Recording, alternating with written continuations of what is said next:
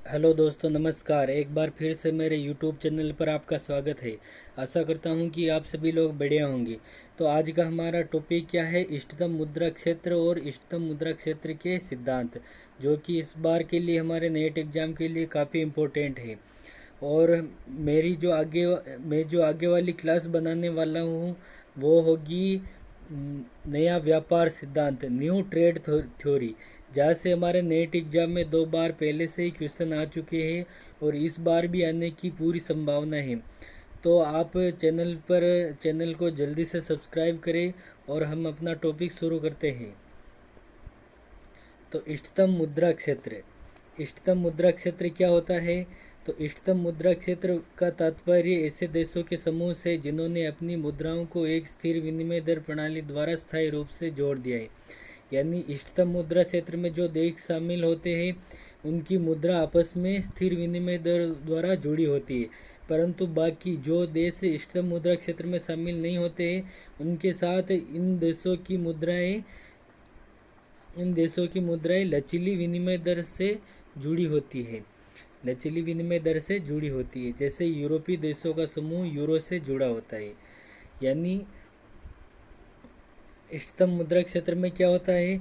जैसे ए और बी, ये दोनों देश क्या है? इष्टतम मुद्रा क्षेत्र में ऑप्टिमम करेंसी एरिया में जुड़े हुए हैं। तो ये दोनों देशों के बीच विनिमय दर क्या होगी? स्थिर होगी।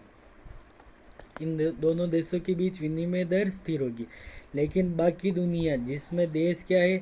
CDEF, ये बाकी दुनिया के देश है। तो इन देशों के साथ ए देश की विनिमय दर क्या होगी? परिवर्तनशील। और बी देश की विनिमय दर भी क्या होगी? परिवर्तनशील।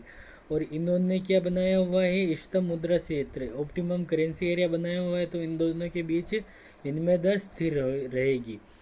तो यह है हमारा इष्टतम मुद्रा क्षेत्र। अब हम इष्टतम मुद्रा क्षेत्र के कुल कितने 5 सिद्धांत हैं। तो 5 सिद्धांत कौन कौन से हैं?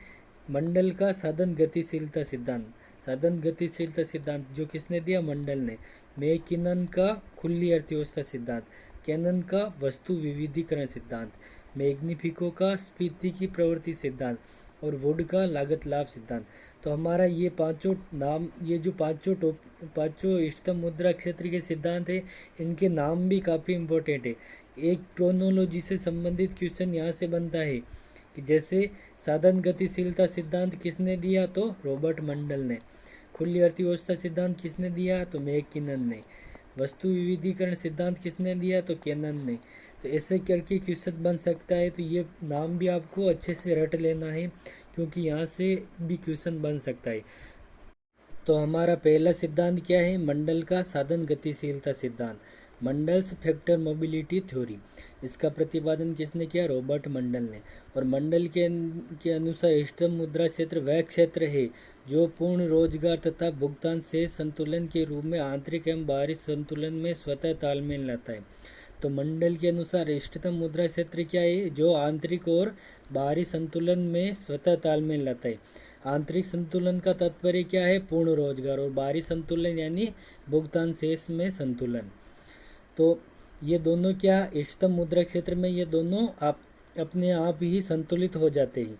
अगर किसी कारण से असंतुलन होता है तो असंतुलन का कारण क्या है? साधन लागतों में अंतर के कारण असंतुलन रहता है। तो इस असंतुलन को ठीक कैसे किया जाए? साधन लागतों के कारण क्या है? आंतरिक और बाहरी संतुलन में असंतुलन रहता है। तो इसको ठीक कैसे किया जाता है? तो इसे ठीक करने के लिए मौद्रिक, राजकोषीय और विनिमय दर नीतियों इसका प्रयोग नहीं किया जाता है। इसमें क्या? मौद्रिक, राजकोषीय और लचीली विनिमय दर नीति, इनका प्रयोग नहीं किया जाता है। तो इसमें संतुलन कैसे प्राप्त किया जाता है? तो इसमें संतुलन प्राप्त करने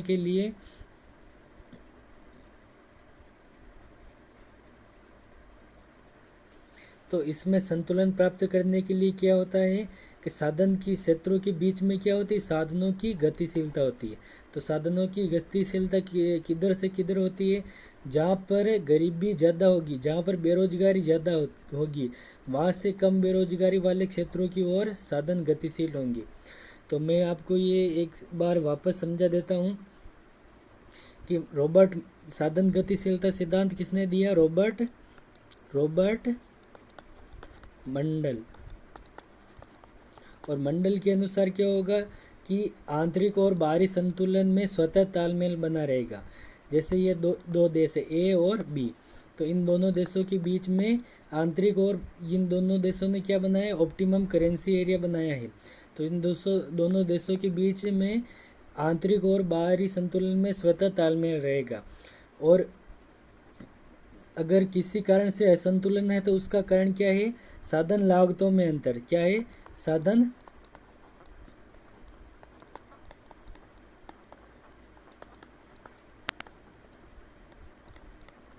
लागतों में अंतर के कारण इन मतलब आंतरिक और बाहरी संतुलन में असंतुलन आ जाता है। तो उसे ठीक कैसे किया जाए, जहाँ से जिस देश में क्या होगी, बेरोजगारी अधिक होगी, उस देश से श्रम या पूंजी किस साइड में, उत्पादन के साधन किस देश में जाएंगे, जहाँ पर बेरोजगारी कम होगी। तो इस तरह से साधनों की गतिशीलता होगी। तो साधनों की गतिशीलता के परिणाम स्वरूप क्या होगा कि दोनों देशों में साधनों की लागतों में क्या होगी, समानता हो जाएगी। जैसे ये ए देश है और ये बी देश, तो ए देश में बेरोजगारी अधिक है, बी में बेरोजगारी कम है।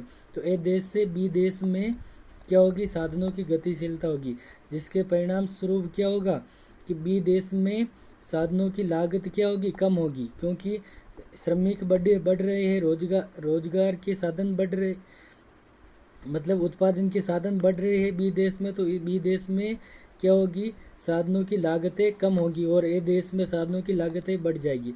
अंत में दोनों देशों में साधन लागतों में समानता आ जाएगी, जिसके परिणाम स्वरूप आंतरिक और बाह्य संतुलन स्थापित हो जाएगा।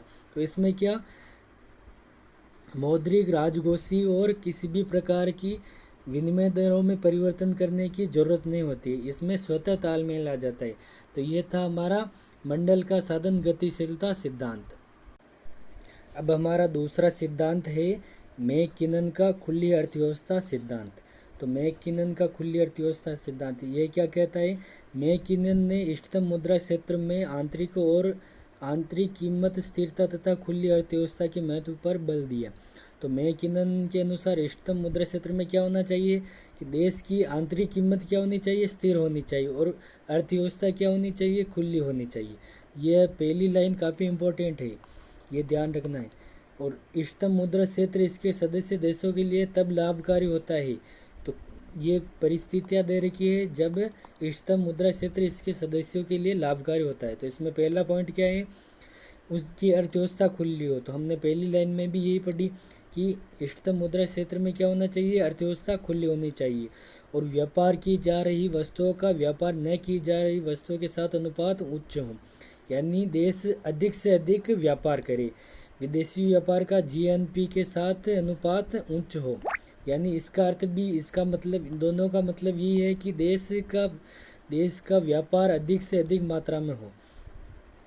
और आंतरिक व बाह्य संतुलन प्राप्त करने के लिए मौद्रिक व राजकोषीय नीतियों का प्रयोग हो।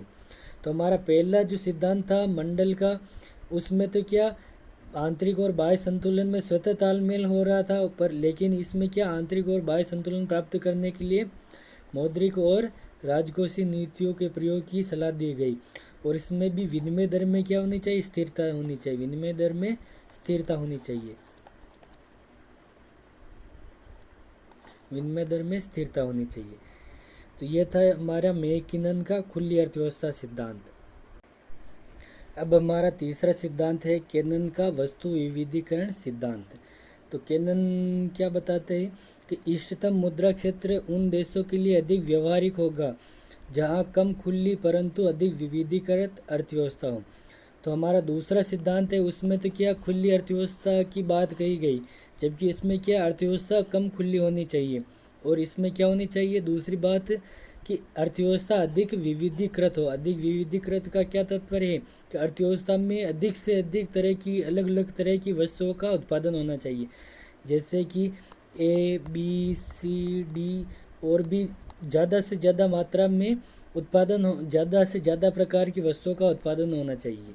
तो इससे क्या होगा कि यदि कम खुली अर्थव्यवस्था और विविधीकृत अर्थव्यवस्था में किसी वस्तु के निर्यात की मांग घटती है तो किसी अन्य वस्तु की निर्यात मांग में वृद्धि इस घाटे को पूरा कर देगी और इस प्रकार अर्थव्यवस्था को किसी गंभीर भुगतान असंतुलन तथा बेरोजगारी का सामना नहीं करना पड़ेगा। यानी कि जैसे ये देश है एक्स और ये देश है वाई, तो एक्स देश वाई को ए वस्तु का निर्यात कर रहा है, बी का सी का निर्यात कर रहा है। अब ए का निर्यात काफ़ी ज़्यादा मात्रा में कर रहा है। माना कि वाई देश में ए वस्तु की मांग क्या हो जाएगी, ए वस्तु की मांग घट गई, तो इससे क्या होगा कि एक्स वस्तु को व्यापार भुगतान में असंतुलन का सामना करना पड़ेगा। तो इसको ठीक कैसे किया जा सकता है कि बी और सी वस्तुओं की व्यापार की मात्रा बढ़ा दी जाए, इनका निर्यात बढ़ा दिया जाए, जिससे कि भुगतान संतुलन में स्थिरता बनी रहेगी और विनिमय दरों में परिवर्तन की आवश्यकता नहीं होगी। अगर ऐसा नहीं हो पाया तो ये देश को भुगतान संतुलन में स्थिरता लाने के लिए क्या होगा, विनिमय दरों में परिवर्तन करना पड़ेगा। तो इसमें ये पहली लाइन काफ़ी इम्पोर्टेंट है कि इसमें क्या अर्थव्यवस्था कम खुली होनी चाहिए और अधिक विविधीकृत होनी चाहिए। ये हमारा कैनन का विविधीकरण का सिद्धांत था। तो हमारा चौथा सिद्धांत क्या है, मैग्निफिको का स्फीतिकी प्रवृत्ति सिद्धांत। यह क्या बताता है, इष्टतम मुद्रा क्षेत्र केवल तभी व्यवहारिक है जब सदस्य देशों में समान स्फीति की प्रवृत्तियाँ हों। इसमें क्या कि जितने भी देश इष्टतम मुद्रा क्षेत्र के निर्माण करते हैं उसमें स्फीति की प्रवृत्तियाँ समान होनी चाहिए। और यह सिद्धांत फिलिप्स के स्फीति और बेरोजगारी के बीच विनिमय वक्र पर आधारित है, यानी यह फिलिप्स वक्र पर आधारित है। तो इसमें पहली लाइन क्या है, स्फीति की प्रवृत्तियाँ समान होनी चाहिए। जैसे ए और बी ये दो देश है, इन दोनों ने क्या इष्टतम मुद्रा क्षेत्र का निर्माण किया, तो इन दोनों देशों में स्फीति समान दर होनी चाहिए। जैसे ए देश में स्फीति में 2% की वृद्धि होती है, तो बी देश में भी क्या होना चाहिए, स्फीति में 2% ही वृद्धि होनी चाहिए। दोनों में समान स्फीति की प्रवृत्ति होनी चाहिए। अगर इसमें 4% स्फीति होती है तो इसमें भी 4%, अगर इसमें 4 और इसमें 2% स्फीति होती है तो इन दोनों के बीच इष्टतम मुद्रा क्षेत्र व्यवहारिक नहीं होगा, इष्टतम मुद्रा क्षेत्र असफल हो जाएगा। तो सफलता के लिए क्या होनी चाहिए कि दोनों देशों में समान स्फीति की प्रवृत्ति होनी चाहिए। पांचवा सिद्धांत है वुड का लागत लाभ सिद्धांत। तो वुड क्या कहते हैं, वुड एक इष्टतम मुद्रा क्षेत्र की व्यवहारिकता का आधार उसकी लागत तथा लाभ को मानता है। इसमें क्या है, वुड के अनुसार इष्टतम मुद्रा क्षेत्र में क्या होगा, इष्टतम मुद्रा क्षेत्र के निर्माण से इसमें कुछ लाभ उत्पन्न होंगे और कुछ लागतें आएंगी। तो लागतें क्या है, जैसे विनिमय दरों में परिवर्तन की अयोग्यता। तो यह लागत किस तरह से है कि जैसे देश ए देश है और बी देश, ये दोनों ने इष्टतम मुद्रा क्षेत्र का निर्माण किया है, तो ये इन दोनों के बीच विनिमय दर क्या होनी चाहिए, स्थिर होनी चाहिए। तो विनिमय दर स्थिर होगी। अब मानना कि ए देश में क्या है, भुगतान बीओपी में क्या है, बैलेंस ऑफ पेमेंट, यानी भुगतान शेष में क्या है, असंतुलन। तो असंतुलन को ए देश क्या है, विनिमय दरों में परिवर्तन करके ठीक नहीं कर सकता है, तो इस प्रकार ये क्या है, इसकी लागत। तो इससे लाभ क्या उत्पन्न होंगे, बैंकिंग तथा विदेशी विनिमय लेन देन संघ द्वारा यानी इष्टतम मुद्रा क्षेत्र द्वारा साझा आरक्षण द्वारा संसाधनों के पुनः आवंटन से लाभ। इसमें क्या होगा, संसाधनों का पुनः आवंटन होगा कि जिस वस्तु की लागत जैसे ए देश है, ए देश में जिस वस्तु की लागत अधिक है ए देश उसका उत्पादन घटा देगा और जिसकी लागत कम होगी उसका उत्पादन बढ़ा देगा। तो इससे संसाधनों का पुनः आवंटन होगा और इससे लाभ बढ़ेगा। अनिश्चितता में क्या होगी, कमी होगी और व्यापार के विस्तार से उत्पन्न लाभ, संघ के भीतर मौद्रिक प्रणाली की बेहतर कार्यवाही होगी, इससे भी लाभ उत्पन्न होंगे। तो ये क्या है, इष्टतम मुद्रा क्षेत्र के संभावित लाभ है। और लागत क्या, विनिमय दरों में परिवर्तन की अयोग्यता।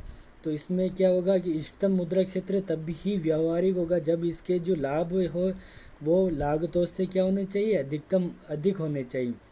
तो ये था हमारा वुड का लागत लाभ सिद्धांत।